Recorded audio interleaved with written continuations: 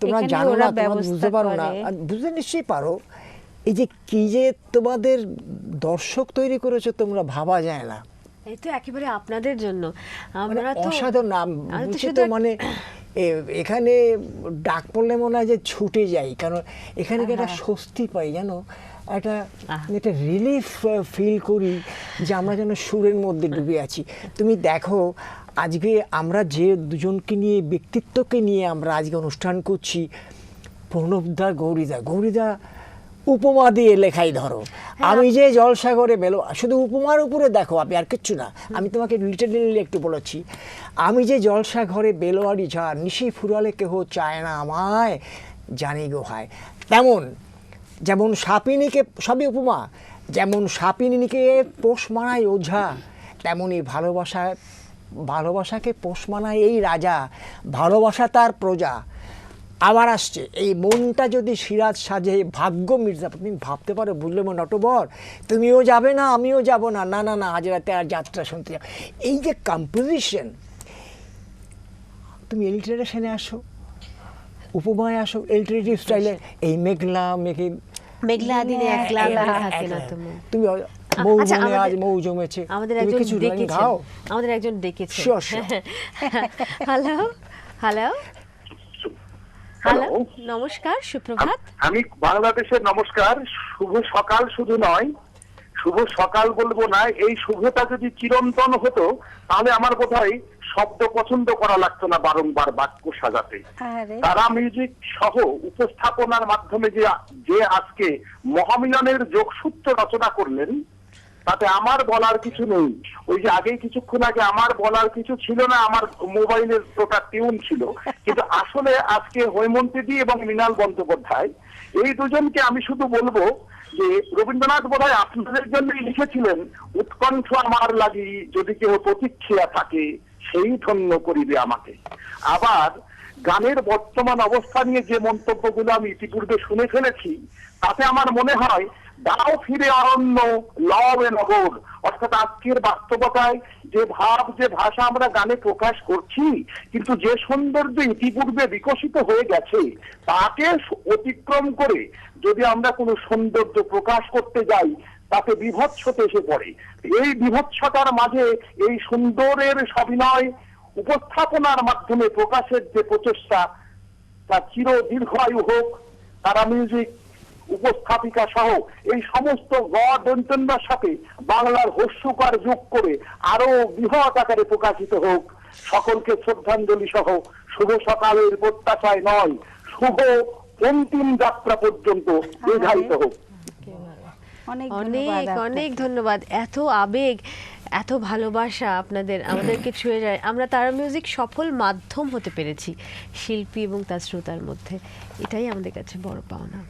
আরো এক বন্ধু আছেন বোধহয় ফোনে, তাই না? Hello hello, Mallika. হ্যাঁ বলছি, আমি বালি থেকে সোমা ব্যানার্জি বলছি। সুপ্রভাত, নমস্কার। তুমি তো আমার সারাদিনের মল্লিকা, সর্বক্ষণের মল্লিকা, ভীষণ প্রিয়। আর যে দুজন বিদগ্ধ শিল্পী আজকে আছেন, মানুষ আছেন, তাদের তো সশ্রদ্ধ প্রণাম। তবে আমার একটা সৌভাগ্য হয়েছিল, মানে জগন্ময় মিত্রের ছাত্রী আমি, তো সেই উদ্দেশ্যেই আজকে ফোনটা আমার করা।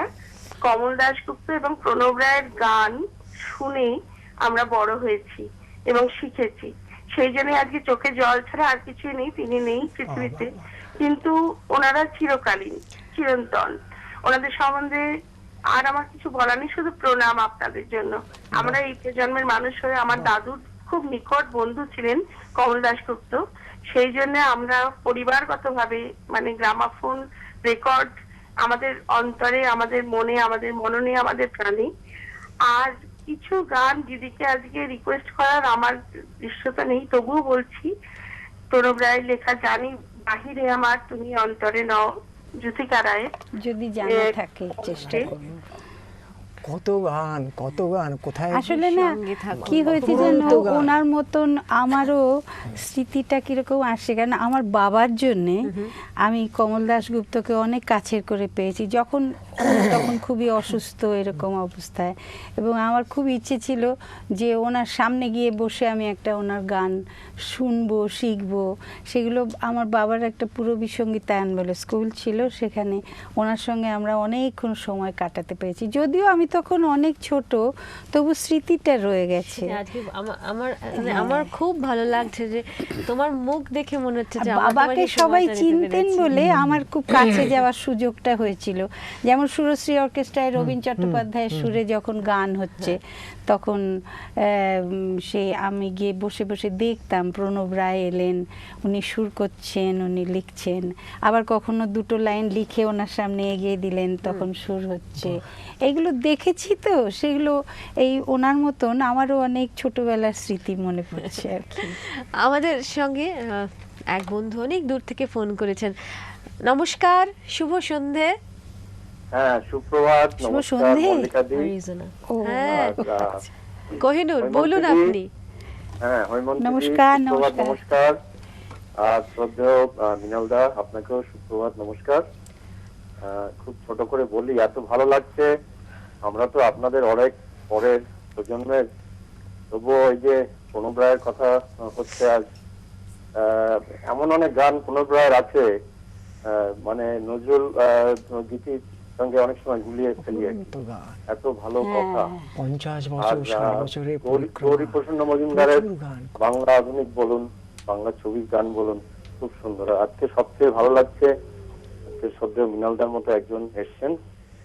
আর যেটা আমার খুব মনে হয়, যারা সত্যি ভালো সুরকার তারা খুব ভালো গানও, তাই ওনার গান শুনেও খুব মুগ্ধ হচ্ছি। আপনি সঙ্গে থাকুন, শুভরাত্রি। আচ্ছা, তাহলে এবার আমরা হ্যাঁ, গৌরীদাকে দিয়ে শুরু করি। হৈমন্তী আমাকে হেল্প করো। আমি অনুপ্রাস, গৌরীদার লেখার মধ্যে কতগুলো মজা ছিল। আমি তো খুব কাছে ছিলাম, অনেক গান করেছি, আমার সুরও অনেক গান আছে। তুমি দেখো ইলিটারেটিভ স্টাইল অফ ইলিটারেশন যেটা বলে, এই মেঘলা দিনে একলা ঘরে থাকে না তো মন, কাছে যাব কবে পাবো তোমার নিমন্ত্রণ। গাও এই মেঘলা। হেমন্তদার গলাটা এমন বাজে না, আমার গাইতে ভয় লাগে। এই মেঘলা দিনে একলা ঘরে থাকে না তো মন, কাছে যাব কবে পাবো ওগো তোমার নিমন্ত্রণ। এই মেঘলা দিনে একলা ঘরে থাকে না তো মন, কাছে যাব কবে পাবো ওগো তোমার নিমন্ত্রণ। আবার যদি আসি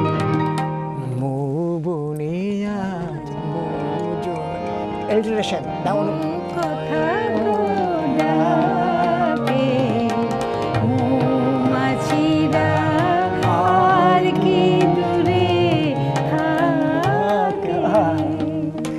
তুমি দেখো অনুপ্রাস কাকে বলে, এইটা হচ্ছে গৌরীদার একটা বৈশিষ্ট্য ছিল। ওর লেখার মধ্যে বড় ছন্দের চলাফেরা ছিল, আর রোম্যান্টিক, মানে বুড়ো বয়সেও রোম্যান্টিক পরিপূর্ণ ছিল রোম্যান্টিক গানে।